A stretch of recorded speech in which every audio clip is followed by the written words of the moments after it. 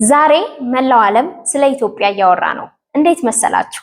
ከትላንት ተጋላጭነት ወጥተን በገዛ እጃችን ታሪካችንን ሙሉ በሙሉ ቀይረነዋል። በመደመር ፍልስፍና ኢትዮጵያ የአፍሪካ ፈጣን ተንቀሳቃሽ ኢኮኖሚ ሆናለች። ታላቁ ህዳሴ ግድብና የአረንጓዴ አሻራ የአየር ንብረትን የምንመክትበትና አህጉሪቱን በብርሃን የምናገናኝበት የታዳሽ ኃይል መሪያችን ናቸው። የተረጅነት ታሪክ ለአንዴና ለመጨረሻ ጊዜ አብቅቷል።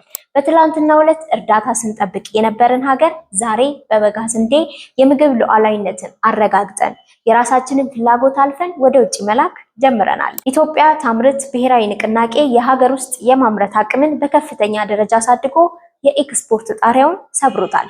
በዲጂታል ትራንስፎርሜሽን የዘመናት ማነቆ የነበረው አሰልቺው ቢሮክራሲ እየጠፋ ግልጽነትና ቀልጣፋ አሰራር በየተቋማቱ እየነገሰ ነው።